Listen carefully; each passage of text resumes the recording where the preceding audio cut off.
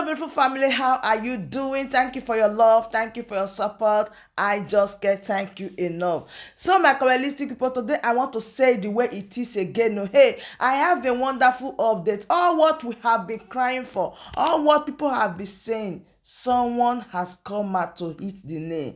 The Igbo Elders Chairman Forum leader. He is here to say it the way it is. And we are also praying for him that as he come out to speak this, we will not hear 1, 2, 1, 3 tomorrow. In fact, I don't just want to talk too much. I want you to listen to him because the fact that he released, oh my goodness, you will not believe it. Please do well to share this video. Let it go viral. Like this video and subscribe. And make sure you watch to the end though, because you have to pick out one thing or the other from what he said. You don't need somebody to tell you. And make sure you turn on your bell notification so that whenever I drop a new video like this, you will be the first person that will get notified. So let me leave you to watch this video and I'll be right back. I am the national president of our Association of Southeast Past PGs, ASEP, and national chairman of Igbo Elders Forum. I am a church Cambo. What is happening in the country?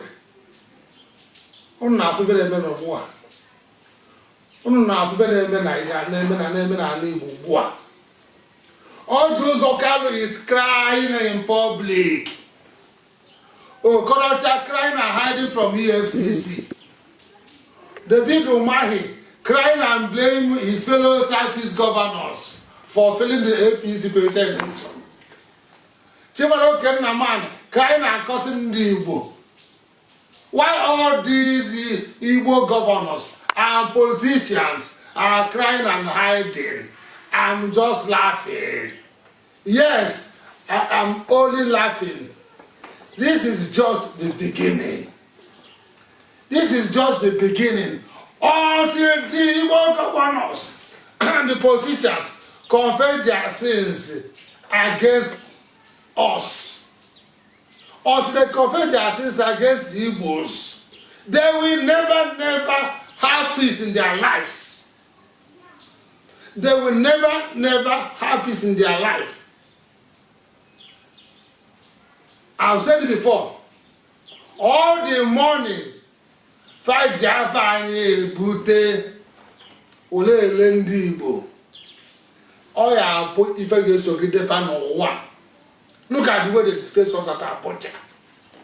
So whoever tells you that the problem of Igbo man is the civil war, is a liar. With civil war, the governors are very greedy. The governors are very desperate for power without consideration for Igbo interests. With civil war, was it not after the civil war that our late hero Nnamdi Azikiwe contested the presidency under the MPP with a Fulani as his vice? Was it not after the civil war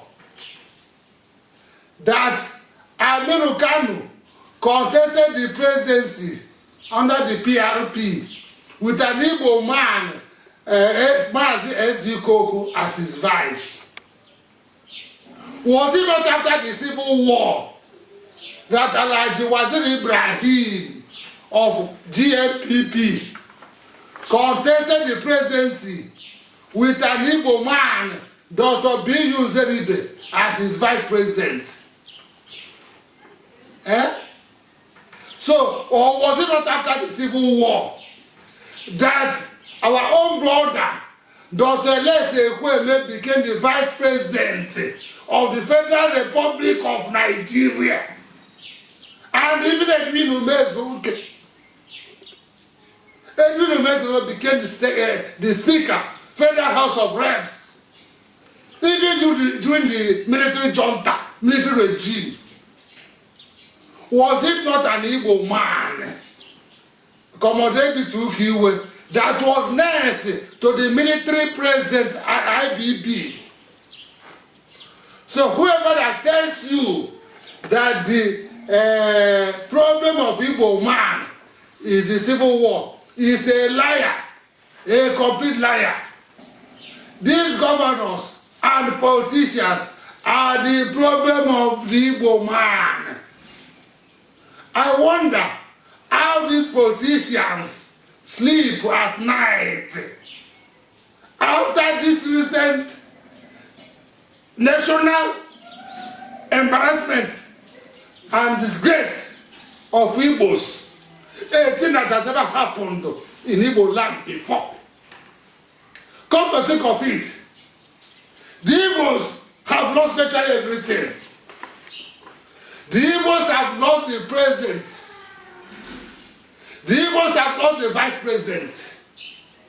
The Igbos have lost the senate president. The Igbos have lost the speaker. The Igbos have lost the secretary to the federal government. The Igbos have lost the chief justice. The Igbos have lost the IG of police. The Igbos have lost the military chiefs, Army, Navy, Air Force. The Igbos have lost the DSS. The Igbos have lost the EFCC. I can go on and on and on. The Igbos have lost virtually everything because of these greedy politicians. So our governors, but our governors, yes, our governors are here playing gods in their respective states. They will win all the local government elections in their states. They will win all the councilorship elections in their states. They will win all the elections controlled under them in their states. But go to Abuja. Go to Abuja. See how they fall like a pack of cards without a single position of honor for the Igbos. This nonsense must stop. I said this nonsense must stop. Look at how the country is being run. After Obasanjo, Osibanjo, after Osibanjo now with Tinubu. In the north, after Yaradua, Sambo, after Sambo Buhari, and now Shetima. After Jonathan in the south, after Jonathan, now Nakpabio. And we say we have politicians. And we say we have politicians. I say I'm pained, I'm so much pained. So Igbos are now spectators in their own country. The Igbos are now spectators in their own country. We are no more second-class citizens in Nigeria. We are now 10th class citizens in our own country. And our so-called governors and so-called frontline politicians are there feeling unconcerned. You see? I hereby call on all Igbo organizations in Nigeria and diaspora to come together. We need to come together.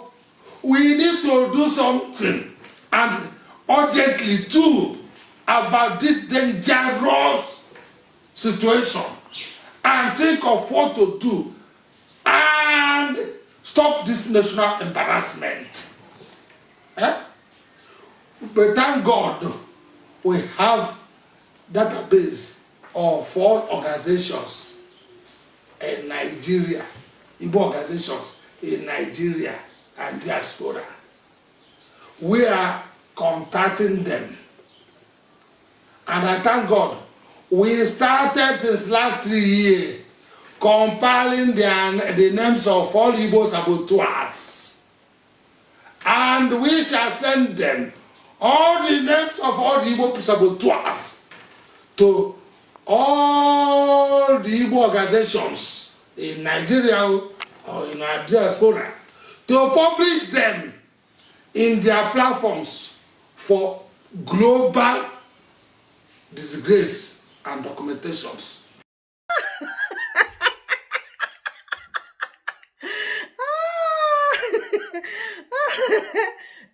You hear it, oh. You hear am, not me talk am. Okay, oh. So, after listening to this video, did you agree with what he said? I want you to drop your opinion in the comment section. As I said before, share this video because a lot of people need to hear it. Thank you so much once again for your support, and bye-bye.